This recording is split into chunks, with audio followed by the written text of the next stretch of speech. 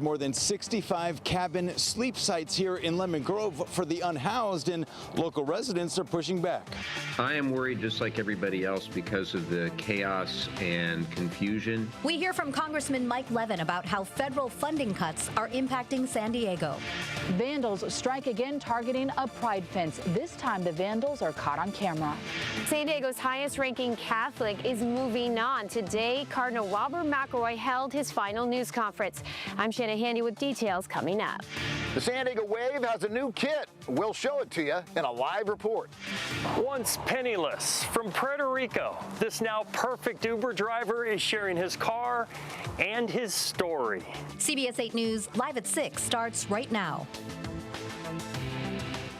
We begin tonight with pushback in East County over a plan to help fight the homelessness crisis in San Diego.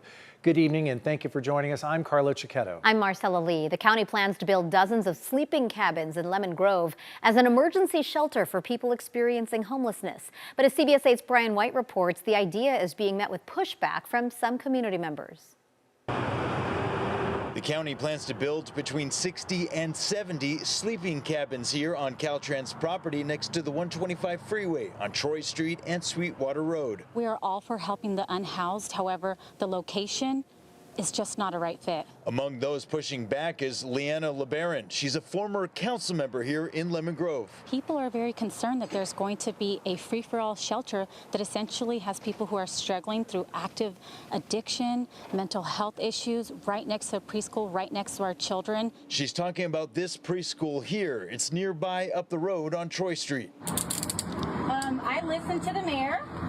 She told me to be quiet. It was my first warning. Last week, she spoke out about it at a city council meeting, though it was not on the agenda. She was escorted out by deputies and detained in handcuffs. The County Board of Supervisors gave the green light on this project in July of last year.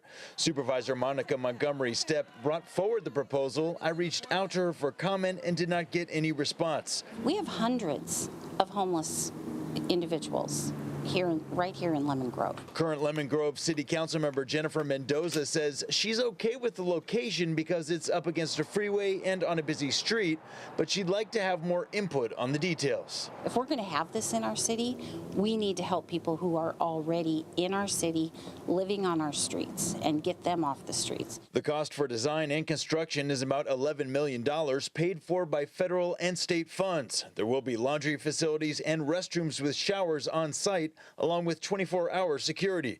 Construction is slated to start in July and would take about a year to finish. The people of this city feel that they're being silenced, and for something that is so important, it's absolutely necessary that the people of this city have a voice. The Lemon Grove City Council will be discussing the project at their next meeting on Tuesday. Brian White, CBS 8. Thank you, Brian. The U.S. House and Senate have each passed their own budget proposals.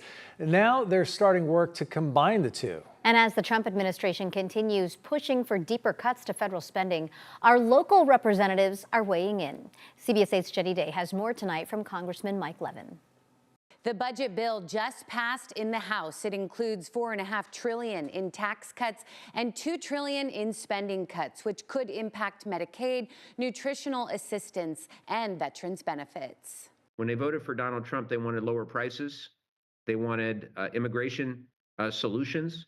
And instead, what we're seeing is an extreme agenda. We spoke with Democratic Congressman Mike Levin today. He represents North County and called what's happening in Washington chaotic and confusing. He's come up with a different definition of DOGE, the Department of Government Efficiency. DOGE, which I think stands for Destruction of Government by Elon.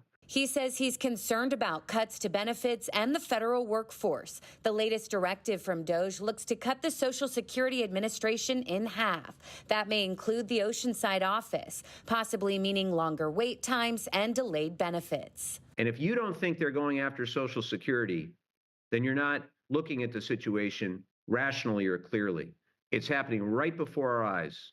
We have to be careful that across the federal government, that this isn't just a heist for Elon Musk at the expense of seniors and families and children. As DOGE looks to eliminate wasteful spending, the proposed budget would raise the debt ceiling by $4 trillion. On the chopping block, free and reduced lunches and health care. The $880 billion is a floor The reality is it could be as much as $1.5 trillion going after Medicaid. And I just don't understand the cruelty in saying that you want tax cuts where disproportionate benefit goes to the very wealthiest and those most vulnerable in our society, like seniors who might be kicked out on the street or children who might be forced to go hungry, are going to have to pay the bill. The budget bill passed the narrowly divided House by just 2 votes, with 1 Republican and all Democrats voting no. Make no mistake, I want to see efficiency, but that's not what this is. We know, for example, 2,400 workers at the VA have been let go already. As Republicans look to reframe the priorities of the U.S. government, Democrats say they'll continue to fight back. We don't know what Musk and his team are doing with this data. We'll know more about the Oceanside Social Security office tomorrow. There would still be the San Marcos office and other San Diego locations. You can watch the congressman's full interview right now on CBS 8+. For CBS 8, I'm Jenny Day. To hear more from Representative Levin and the rest of San Diego's congressional lawmakers, head to our free streaming channel, CBS 8+. As Jenny just mentioned, you can watch the Congressional Check-In right now. Download it on your TV and watch for free. A woman who drove drunk and hit and killed a 15-year-old girl and her mother's boyfriend was sentenced to 30 years to life in state prison today. Taisha Baltis was convicted last year of 2 counts of murder. Jessica Telemonte and Brian McKee were hit and killed as they were walking home in National City in June of 2022. Baltis was charged with murder because she had a prior DUI conviction. Prosecutors say the 46-year-old's blood alcohol level was about twice the legal limit at the time of the crash. Baltis will be in her 70s by the time she's eligible for parole. A grand jury has indicted the adoptive mother and grandparents of an 11-year-old girl who died from neglect in 2022 inside the family's Spring Valley home. The indictment includes graphic details of Arabella McCormick's alleged torture and death. The CBS 8's David Goffredson reports the court records reveal the abuse was reported to social workers but never acted on. The grand jury indictment lays out more than 640 overt acts allegedly committed by the adoptive parents and grandparents of Arabella McCormick in a conspiracy to torture, starve, and eventually murder the 11-year-old. Letitia McCormack and her parents, Stanley and Adela Tom, now face life in prison without the possibility of parole if convicted. Prosecutors say Letitia's husband, Border Patrol agent Brian McCormack, also would have been charged, but he died by suicide in his car the same day Arabella died in August 2022. Investigators say they found text messages between the adoptive family members over the course of 3 years, talking about imprisoning Arabella and her 2 younger sisters in their bedroom and setting up motion alarms to prevent them from escaping. Letitia McCormack texted and instructed Brian McCormack to spank the children every time they set off an alarm, according to the indictment. At the time of her death, Arabella weighed just 48 pounds. Prosecutors allege the family forced the children to exercise, deprived them of food, and made them lay in soiled beds.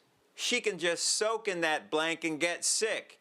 Arabella will be done soon, and we will only have 2 to worry about. Brian McCormack allegedly texted his wife 4 days before Arabella died. What Arabella suffered is a failure of a systemic approach that has failed time and time and time again.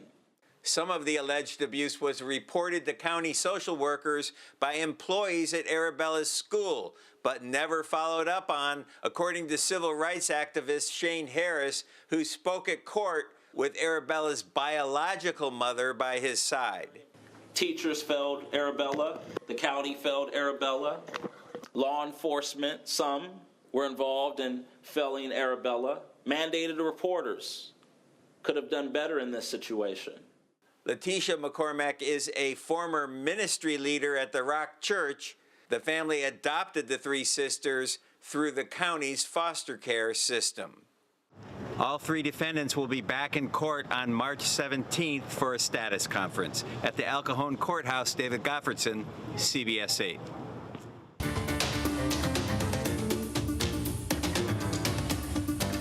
Caught on camera, 3 suspects believed to be juveniles were seen defacing a fence painted in rainbow colors of the pride flag in Scripps Ranch. This happened in the early morning hours of Valentine's Day off Scripps Trail. CBS 8's Abby Black is live in Scripps Ranch, where she talked to the homeowner. And Abby, I understand this isn't the first time her home has been targeted, is it?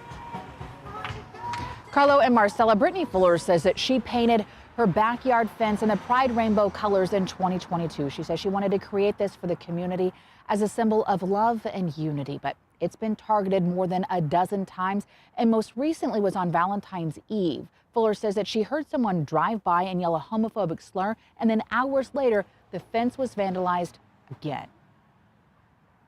Watch as masked vandals spray paint hate speech on Brittany Fuller's rainbow fence in Scripps Ranch. You can kind of see some here. Right here a little bit. In the video, one culprit notices the camera. And they climb up and they completely just rip it down. The camera was gone, and so was the no hate sign, but not the video of their faces stored on the cloud. So they literally got like an empty camera. Fuller woke to messages from concerned neighbors. Me being like, oh no, what now?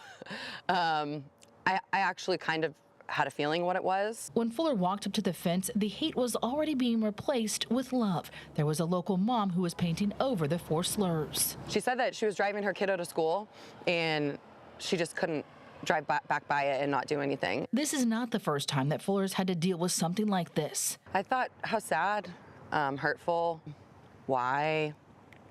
But I don't really think they could ever give me a good answer to that question. She first painted the fence in rainbow colors back in 2022. I think this is like number 20.